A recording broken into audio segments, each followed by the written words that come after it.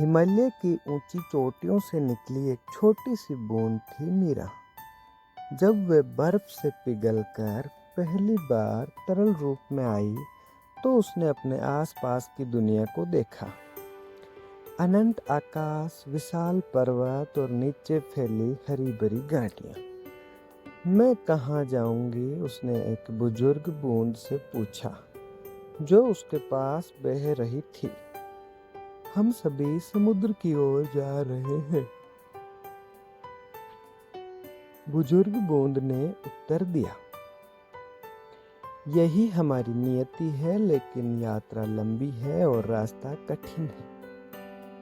मीरा ने अपनी यात्रा शुरू की। पहले वे छोटी सी धारा बनी, फिर कई अन्य धाराओं के साथ मिलकर एक नदी का रूप ले ली। नदी बनने पर उसकी ताकत बढ़ गई, लेकिन चुनौतियां भी बढ़ गई। उसका पहला सामना हुआ एक विशाल चट्टान से, जो उसके मार्ग में खड़ी थी। चट्टान इतनी मजबूत और विशाल थी कि मीरा को लगा वे कभी आगे नहीं बढ़ पाएगी।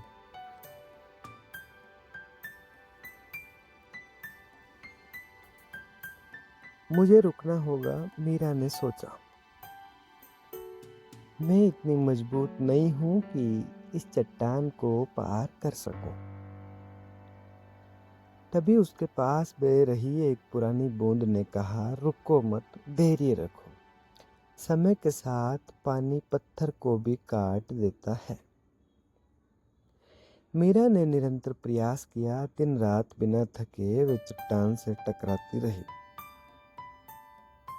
कभी कभी उसे लगता कि वे कोई प्रगति नहीं कर रही है, लेकिन वे हार नहीं मानी। वर्षों के अथक प्रयास के बाद एक दिन उसने देखा कि चट्टान में एक छेद बन गया है। धीरे धीरे वह छेद बड़ा होता गया और अंततः मीरा और उसकी नदी चट्टान के पार निकल गई। उसके बाद मीरा का सामना हुआ एक विशाल मरुस्थल से। सूरज की तपती किरणें उसे वाष्प बनने के लिए मजबूर कर रही थी। हर दिन मीरा का कुछ हिस्सा वाष्प बनकर आकाश में विलीन हो जाता। मैं खत्म हो जाऊंगी, मीरा ने दुख से सोचा। मैं कभी समुद्र तक नहीं पहुंच पाऊंगी। लेकिन आकाश में पहुंचकर मीरा ने एक अद्भुत बात देखी। वाष्प बनकर वे बादल का हिस्सा बन गई थी, और जब बादल भारी हुआ तो वे बारिश बनकर फिर से धरती पर लौट आई, अपनी नदी में वापस। यह तो एक चक्र है, मीरा ने समझा। मैं खत्म नहीं हुई, बल्कि परिवर्तित हुई हूँ। अपनी यात्रा के दौरान मीरा ने कई गांव और कई शहर देखे। कुछ जगहों पर लोगों ने उसे गंदा किया तो कुछ जगहों पर उसकी पूजा की। उसने देखा कि कैसे वह किसानों की फसलों को जीवन देती है, प्यासे जानवरों की प्यास बुझाती है और बच्चों को खेलने का आनंद देती है। एक दिन एक बूढ़ा मछुआरा अपनी नाव में बैठा था। मीरा ने उसकी आंखों में एक अजीब सी शांति देखी। तुम इतने शांत कैसे हो? मीरा ने पूछा। हालांकि वे जानती थी कि मनुष्य उसकी आवाज नहीं सुन सकते। मछुआरे ने जैसे उसकी बात सुनकर कहा, मैंने नदी से जीवन का सबसे बड़ा सबक सीखा है। नदी कभी रुकती नहीं, हमेशा बहती रहती है। वह अपने मार्ग में आने वाली हर बाधा को या तो पार करती है या उसके चारों ओर नया रास्ता बना लेती है। और सबसे महत्वपूर्ण, वह हमेशा नीचे की ओर बहती है। विनम्रता का प्रतीक। मीरा इन शब्दों से प्रभावित हुई। उसने महसूस किया कि यात्रा सिर्फ एक स्थान से दूसरे स्थान तक जाने के बारे में नहीं थी, बल्कि इस यात्रा के दौरान सीखे गए सबक के बारे में थी। अंततः कई महाद्वीपों, देशों और क्षेत्रों से होकर गुजरने के बाद मीरा अपने अंतिम गंतव्य समुद्र तक पहुंची। जब वे विशाल समुद्र में प्रवेश किया तो उसे एक अजीब सा एहसास हुआ।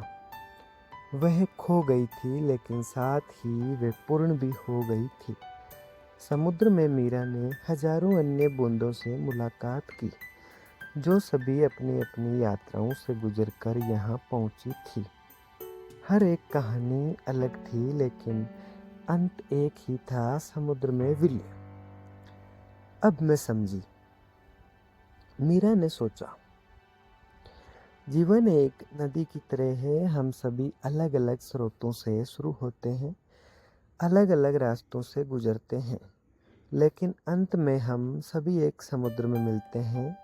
और इस यात्रा में हमारा असली लक्ष्य सिर्फ अंतिम गंतव्य तक पहुंचना नहीं है, बल्कि इस यात्रा का हर पल जीना है, हर बाधा को पार करना, हर परिवर्तन को स्वीकार करना और हर जीवन को छूना जो हमारे मार्ग में आता है।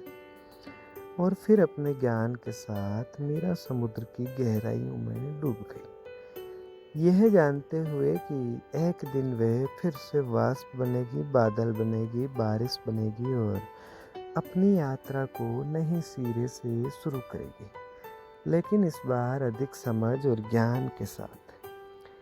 जीवन की नदी की ये कहानी हमें सिखाती है कि हमारी यात्रा में बाधाएं आएगी, परिवर्तन होंगे, कभी हम खुद को खोया हुआ महसूस करेंगे, लेकिन अगर हम धैर्य रखें, अपने लक्ष्य पर अडिग रहें और हर अनुभव से सीखें, तो हम अपने जीवन से समुद्र तक पहुंच सकते हैं, वह स्थान जहां हम पूर्णता और शांति का अनुभव करते हैं।